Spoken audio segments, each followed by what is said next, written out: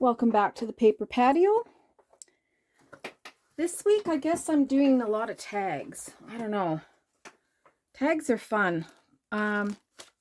So a couple days ago, I did some painty papers.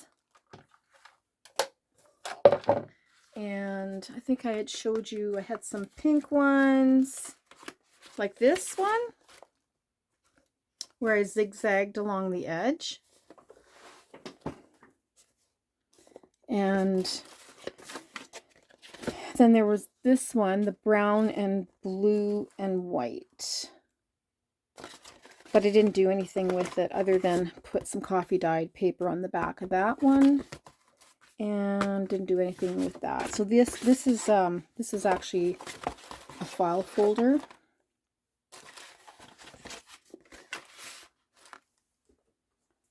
An old file folder, which is really come in handy. Okay, so what I want to do, let me just show you what I want to do. So I made these a while back. I made my own stamp a couple of years ago. I've made a few stamps.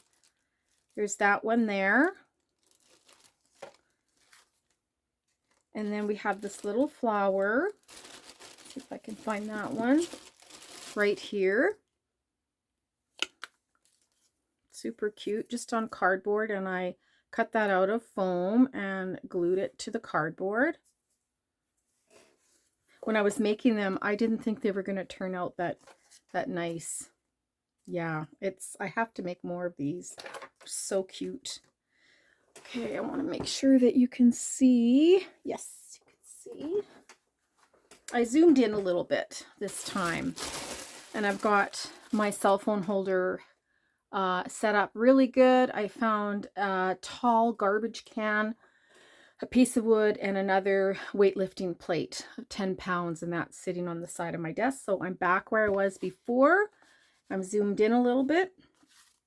These items here are for a different journal that are pink and green. Anyway, I picked some blue and brown yarn. This is actually wool. It's vintage. It's to fix socks. So it's for sock darning. And I found quite a few of them. Some came from a friend. And I put them on little cardboard pieces and I have them filed away. So I thought I would try and stamp these. I think before I do that, I want to attach them to this thick board.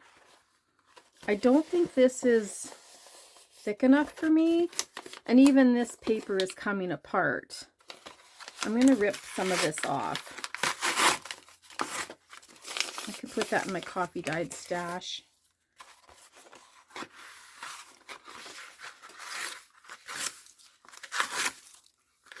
I think that's okay. All right, so when we're stamping, it's a one-shot deal, right? If I could go this way. If I go this way, I can cut this strip off and use it. If I go this way, I'll have a little too much waste. So I'll stamp like that.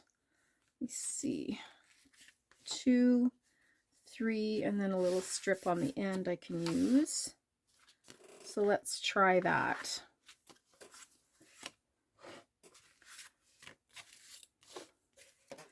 So I use VersaFine ink. I've had this ink pad for many years. It hasn't failed me yet. I just hope I get this on here enough.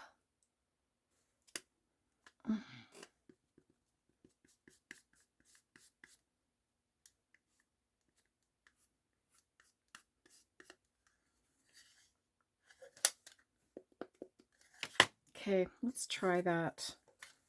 Oh. There, let's make sure. Okay, let's straighten this out a little bit. And down she goes. And I'm going to cut around it like I did with this one. And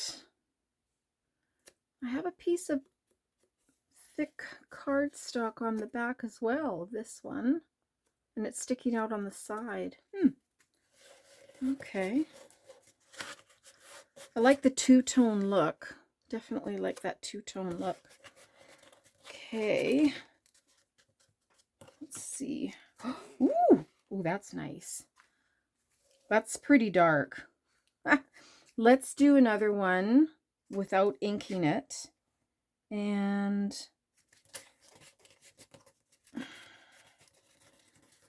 I like the faded look, so if it's faded, then I'm okay with it. Oh, wow, that's still dark. So this foam holds a lot of ink. Wow. I wonder if I went like this. That would be good. Or maybe I'd be pushing my luck, wouldn't I?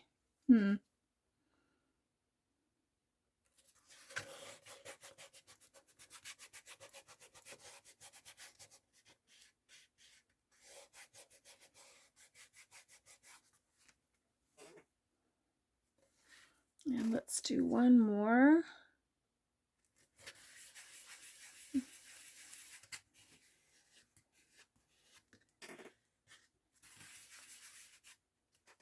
Wow.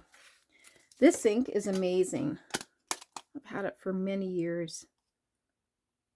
I thought it was expensive when I bought it, but how many years later, I think I got a lot of bang for my buck. Okay, let's put this little guy on the edges here. I think that would be nice. Let's think this out first. If I did that, would that ruin this when I'm cutting it? I don't think so. You know what? Why don't I grab this one? Yeah. When I'm doing this painting with the credit card, I could put any color I want on the bottom, but as soon as I start putting white on top, it just pops. It just comes out so nice. It kind of tones everything down. Yeah, I think it looks great.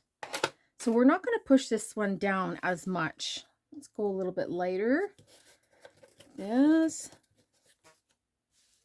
And another one. One more. Oh, let's do another one.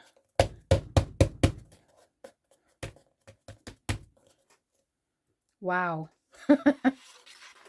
Should I keep going? If there's ink still on here, I may as well. Oh, I wanted to try this one. Yes, I've got a lot of these, different kinds, but the same color. But I wanted to try this one. I might even do some zigzagging around it. I'm just playing. I want to know. Oh, I like it. I like the subtlety. I think one more with some smashing. There. Yeah. Okay, that's it for that. So, which one's the driest? These still have to dry because, yeah, I have a lot of ink on there. I guess I'll cut this one out. Let's see. So again, I want to try and replicate this. I mean, not perfect, but it's kind of the look I'm going for. Okay. See, with this one, I didn't cut it. I ripped it. I tore it with my hands. But that paper was a lot thinner than this cover here. And no way will I be able to rip this with my hands because I've got that paper on the back as well. So it made it even thicker. So I'll just cut this down. I could make, I could make just a tag. Here'd be a good chance to show you my dolly cutter.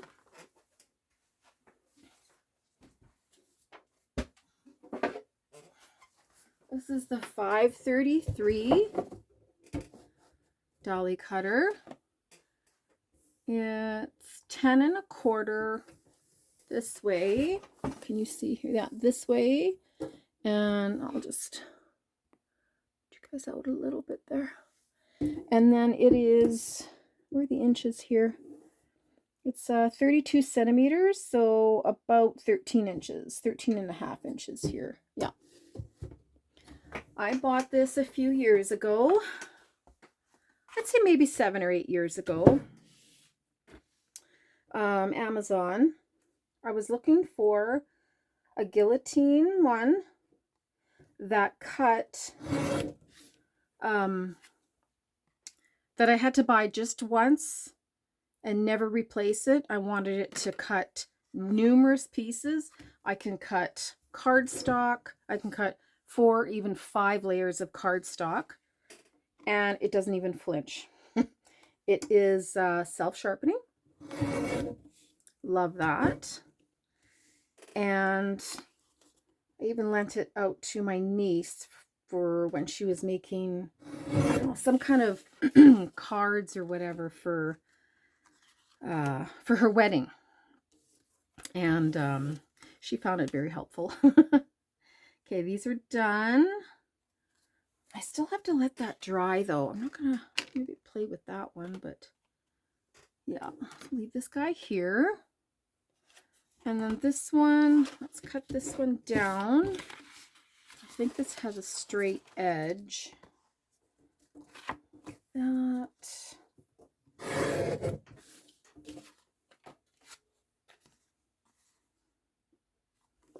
Let's cut this one down here.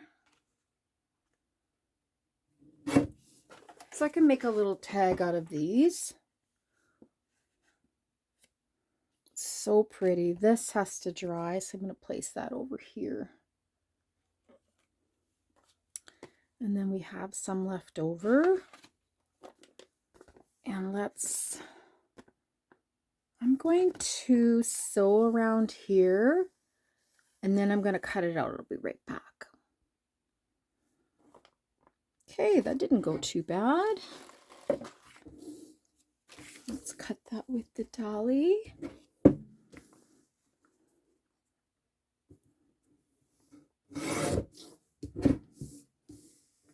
Oh, this cuts so smoothly. It really does.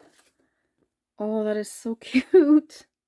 I think I'm going to maybe cut a little bit of that white part off. A little bit more at the top. There. I'll do the same with this one. I mean, you don't have to, but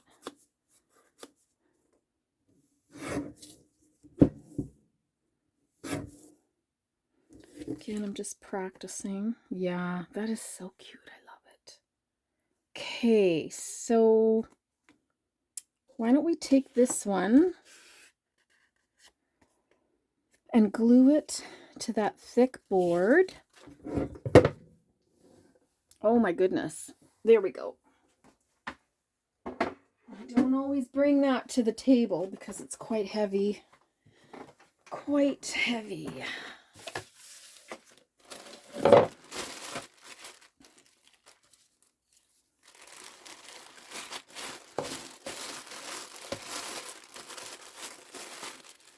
Okay, so this one, I think we're still gonna do this here.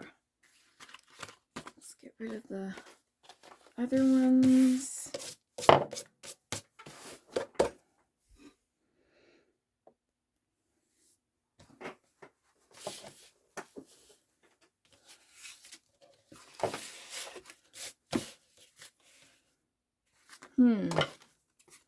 Guess I'll cut this like that.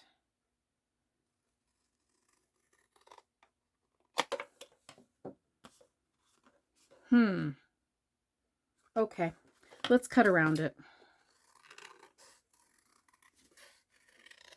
Just a rough, not a fussy cut.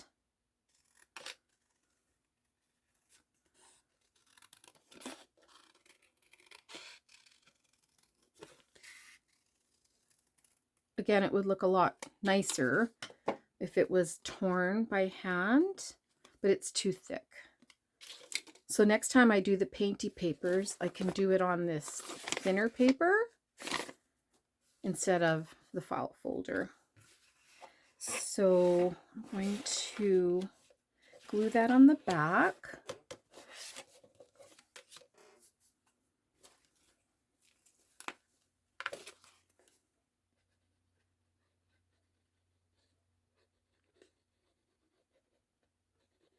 So I bought some more Aleene's tacky glue. I didn't want to drive all the way to Michael's. It's fair ways from where I live, and to go there and find out that, well, I don't know, that they don't have any or don't have the size I want, and I have to drive back. Yeah, I don't like that. So I went on to Amazon, which I'm not a big Amazon shopper. I like to shop local, but I try to find what I can in my city, and if not, then I go online. So did you know that you can buy Aleene's tacky glue, this stuff here, in big buckets? Yeah, I found it. I couldn't believe it. I said, put that in the cart right now. Okay, this is taking forever to dry. I may have to pause for it to dry, and then we can sew it together. I think maybe I'll do that.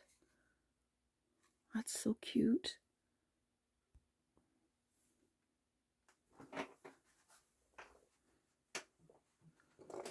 Okay, so I think it's dry, and I punched some holes around about every centimeter, ½ inch. It's just a really thick foam, and there's my awl. And then I use, I think that's the sewing needle I use, brown, blue, or this tan. What do you think? I think I like the brown.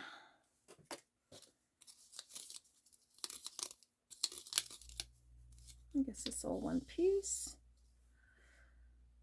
I think I will use 2 strands.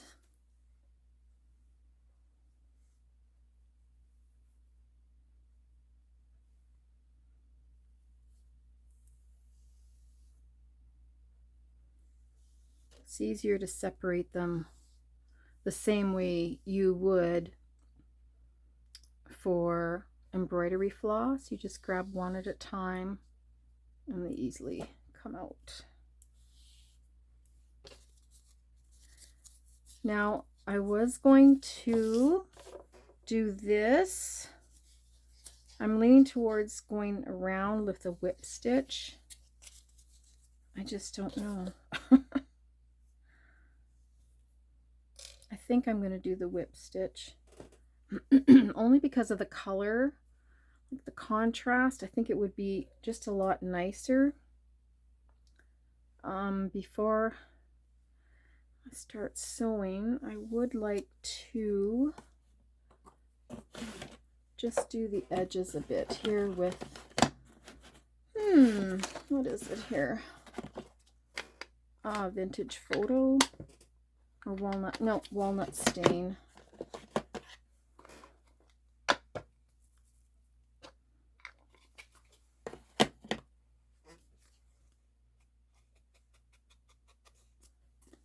Oh yeah, that looks a lot better. Without it, it just looked like a piece of cardboard on the back. And we know that's what it is, but...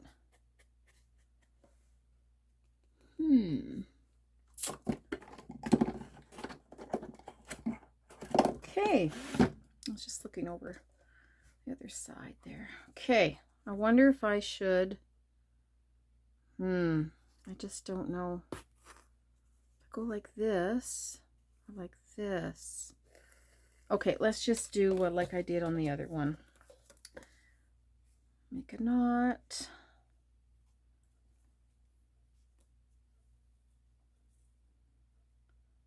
Oh, it's so cold down here. I'm in my basement. It's great in the summer. I have a little heater, but I haven't taken it out of the closet yet and plug it in. So I'm just going to go up and down.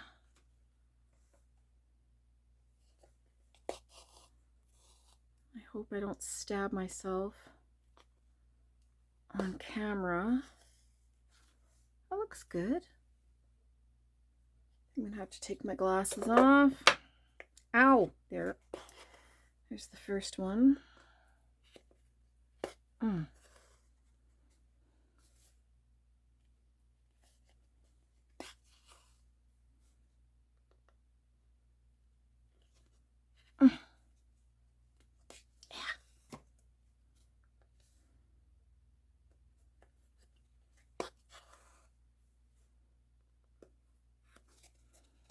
Yeah, the ephemera, it takes a long time to do some of it. This one, especially when you're sewing.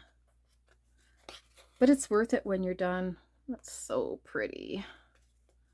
So pretty.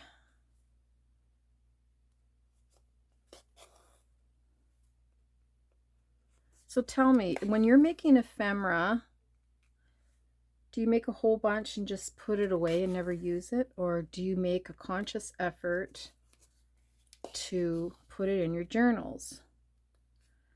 Or maybe you like to sell your ephemera. How many of you actually do that? I have some in my Etsy shop. I don't have a lot.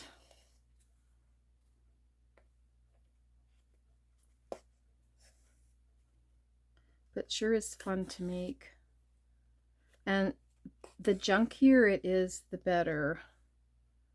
I don't mean the uglier it is. I mean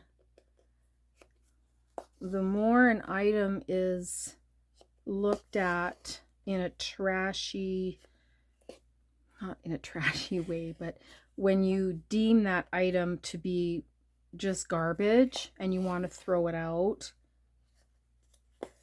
and you decide to make something beautiful out of it, to give it new life. I think it's funny when I'm at work and I ask the guys, hey, when you're done with that, or if you're going to throw that out, can I have it before you put it in the trash? And the looks I get, like they don't mind saving it for me, but you know, some of them, they get stunned at first, like, what in the Sam Scratch would you be using this for? Like, what kind of need would you put this to use? Like, how would you put this garbage to use? And I always tell them, you know, I don't look at it for what it is, but for what it could be. It's a creative mind does that, you know. And it's not just with crafts. Look, you take someone who,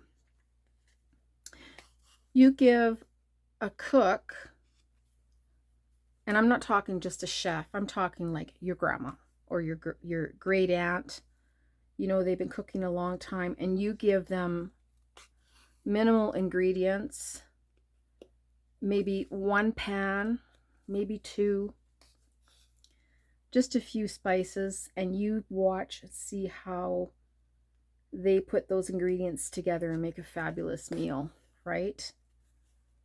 They're being creative. They're thinking outside the box. How can they make that meal be fabulous? Look at that. Let's see what you can see here. Oh, I think that's so pretty. So when I was sewing over here, did you guys see anything? I'm standing up looking through the camera now. Okay, let's see. Tie a little knot.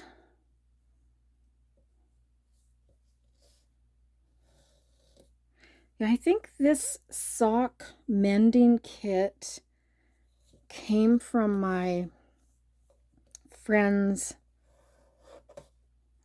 from my friend's mom. I think it was after she passed away. So they were, you know, just trying to get rid of things, cleaning up. Maybe I should put this, change the light here. Yeah, I really like that. So you can do it obviously 2 different ways, right? You can rip around it. Like here, it's ripped. And then here I just cut it. Either way is beautiful. Yeah, I'm really loving the painted papers. Just something different, something different. Okay, thanks for watching. I think I'm going to put these in my journal.